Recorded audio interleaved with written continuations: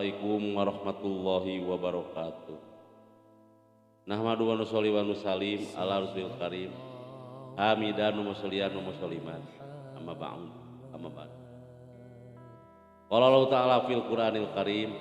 Wa a'udzu billahi samii'il alim minasy syaithanir rajim.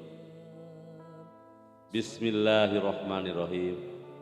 Qul a'udzu birabbin nas, malikin nas, ilahin nas, min syarril waswasil khannas, alladzi yuwaswisu fi sudurin nas, minal jinnati wan nas. Amma ba'd. Alhamdulillah para bapak, para ibu, kita bisa berjumpa lagi dalam kesempatan yang berbahagia ini. Dengan kodok-kodan Allah Subhanahu wa taala kita bisa berangkat ke tempat ini. Bukan dalam keadaan kita sehat, bukan dalam keadaan kita banyak duit, tapi semata-mata Allah Subhanahu wa taala bisa memberangkatkan kita ke tempat ini. Para bapak, para ibu semuanya yang dimuliakan oleh Allah Subhanahu wa taala. Pertemuan kemarin-kemarin kita materi tentang penyakit fisik psikis. Mungkin kami akan sedikit mengedepankan tentang penyakit psikis atau kejiwaan. Jadi penyakit kejiwaan terbagi 3. 1. Stres, tegang. 2. Ilusi, khayalan. 3. Gangguan jin semata. Kita akan mengedepankan tentang gangguan jin dan terapinya. Allah mengatakan melalui nabinya, setiap penyakit pasti ada obatnya. Kalau penyakit psikis secara syar'i, secara yang disunahkan oleh Rasulullah SAW tadi, Pak. Apa itu penyakit psikis, penyakit kejiwaan?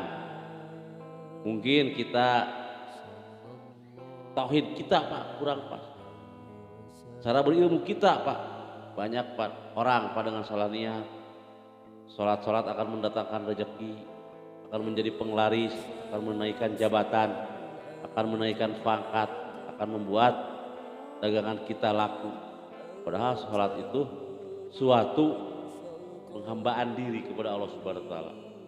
Sewajarnya kita sebagai budak, hamba, mengabdi kepada Tuhannya. Di antaranya itu, Pak, bisa diluruskan niat kita. Karena itu bisa mendatangkan penyakit-penyakit psikis kejiwaan kita. Atau kita belajar ilmu-ilmu yang lain yang tidak tertulis atau cara SOP-nya cara Nabi, ilmu pelet, kanuragan, ilmu pesugihan bisa menjadi penyakit. Sebab kaidah ilmu dari Allah Subhanahu wa taala yang dibawa oleh baginda Rasulullah Shallallahu alaihi wasallam. Karena kita melenceng sumber ilmunya, bisa dikatakan akan menjadi penyakit kepada fisik dan psikis kita. Jadi oleh sebab itu para bapak, ibu-ibu semuanya bisa dicamkan ini. Sumber ilmu dari mana? Dari Allah dan Rasul. Itu apakah diajarkan oleh baginda? Para sahabat bisa mati meninggal. Kita belajar ilmu kanuragan, kebal bacok, kebal peluru. Sahabat yang soleh, Sayyidina Umar radhiyallahu an mati tertusuk. Banyak para sahabat mati menjadi syuhada atau syahid. Bahkan orang pengen syahid, bahkan ketika perang Uhud gigi baginda Rasul tanggal karena kena orang soleh. Subhanallah, kita soleh kagak durhaka, kagak tanggung pak hidup kita.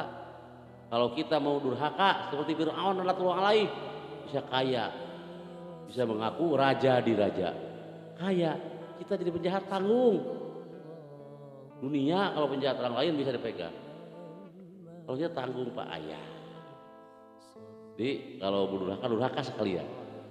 Kalau mau soleh, soleh sekalian. Seperti para nabi. Oleh sebab itu, untuk cara terapinya bagaimana kita belajar. Kalau kita belajar ilmu-ilmu yang kita diajarkan oleh Nabi melalui ulama-ulama, sebab ulama itu warasatul anbiya, warisan para nabi. Tidak bersumber dengan amalan-amalan yang dianjurkan oleh baginda Rasulullah SAW. Kita ganti amalan kita dengan tasbihah, baca Quran. Di baca Quran kita jangan ditujukan untuk mendapat kekayaan kita, karena di akhir zaman agama udah salah paham Pak. Baca Quran dibacakan oleh pejabat biar naik jabatan, baca Quran dibacakan oleh pedagang biar pengelari, baca Quran dibacakan oleh anak gadis, ibu-ibu biar cepat dapat jodoh. Jadi baca Quran semata-mata perintah Allah Subhanahu wa Ta'ala. Oleh sebab itu para bapak ibu semuanya, cara terapinya dengan metode ruqyah, dengan metode Qur'ani. Ruqyah juga terbagi ada 3 Pak. Ada ruqyah syirkiyah, syirik, meminta dengan nama-nama jin. Ada ruqyah bid'iyah. Yang terakhir ruqyah syariah. Daripada dua-duanya telah diajarkan oleh baginda Rasulullah SAW, tercatat dalam kitab-kitab hadis. Oleh sebab itu kita belajar dengan doa-doa harian kita, doa-doa perlindungan kita. Kita sering minta perlindungan kepada Allah Subhanahu wa Ta'ala dengan kalimat a'udzubillahi minasyaitonirrajim. Jadi jangan seperti orang sakit, misalnya sakit korengan. Kita tahu obatnya, tapi kita bermain di kubangan lumpur, di kubangan yang air-air yang penuh kuman.